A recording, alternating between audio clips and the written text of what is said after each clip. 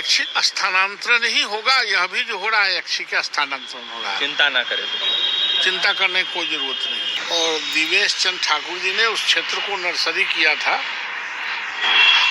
हम उम्मीद नहीं जगा सके कि हम फिर से पुनः बेहतर नर्सरी करेंगे, उसका परिणाम है। सिर्फ शिक्षक का चुनाव थोड़ा था, ये तो ग्रेजुएट का चुनाव था ना।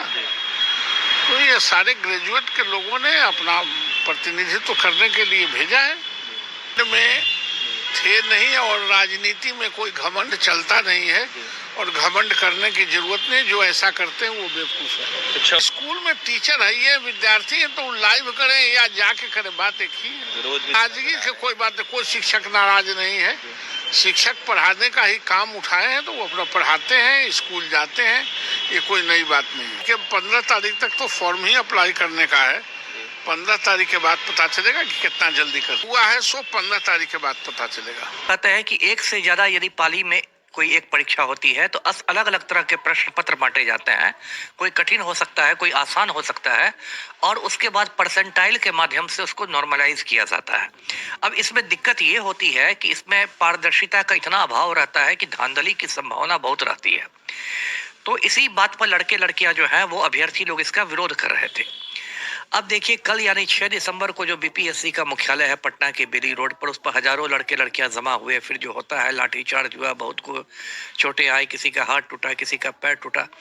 इसमें गलती मैं पूरी तरह बीपीएससी की मानता हूं कि ये लगभग 1 हफ्ता 10 दिन से सोशल मीडिया पर और जगहों पर ये पूरी चर्चा थी कि नॉर्मलाइजेशन होगा।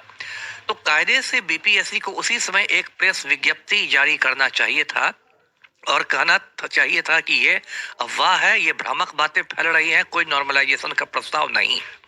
लेकिन उस समय बीपीएससी एकदम कान में तेल डालकर बैठा रहा। एकदम एक संवादहीनता की स्थिति थी। वो एक रिटायर्ड आईएएस है, रवि मनु भाई परमार है। तो जो भी अध्यक्ष है, मतलब ये तो एक सिस्टम काम करता है। बीपीएससी के अध्यक्ष की ओर से या सचिव की ओर से या परीक्षा नियंत्रक की ओर से किसी तरफ से प्रेस विज्ञप्ति आनी चाहिए थी। ये स्थिति नहीं होती।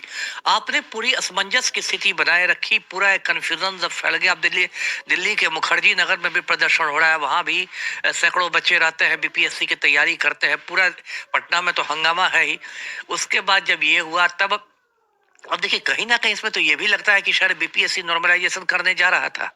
लेकिन जब इतना विरोध हुआ तो उसने पलटू राम का बीपीएससी है तो उसने भी पलटी मार दी और अब कह रहा है, अपनी झेप मिटाने के लिए कह रहा है कि नहीं भाई, ऐसा कोई प्रस्ताव है।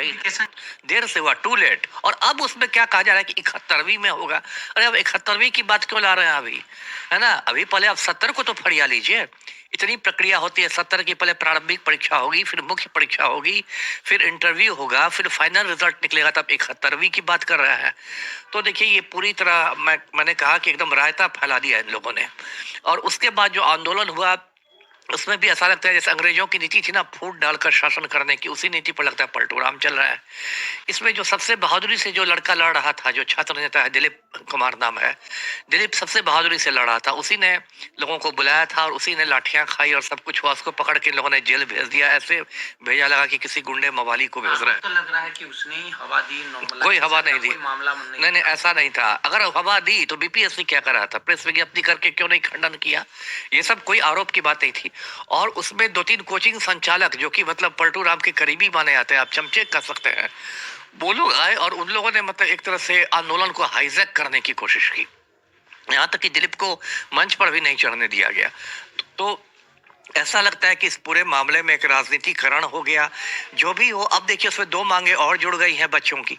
एक मांग है कि बीपीएससी का सर्वर डाउन होने की वजह से लगभग 90,000 लड़के लड़कियों का फॉर्म भरना छूट गया। तो कहा जा रहा है कि उनको फॉर्म भरने के लिए अतिरिक्त समय दिया जाए। दूसरी बात की जा रही है कि 13 दिसंबर को जो परीक्षा है उसके पहले इतना लोग डिस्टर्ब हो गए, मार खाने लगे, मानसिक रूप से तनाव में आ गए, तो उसकी भी तारीख आगे बढ़ाने की मांग की जा रही। ये दोनों मांगे भी जायज है। इस पर भी बीपीएससी को सहानुभूति से विचार करना चाहिए।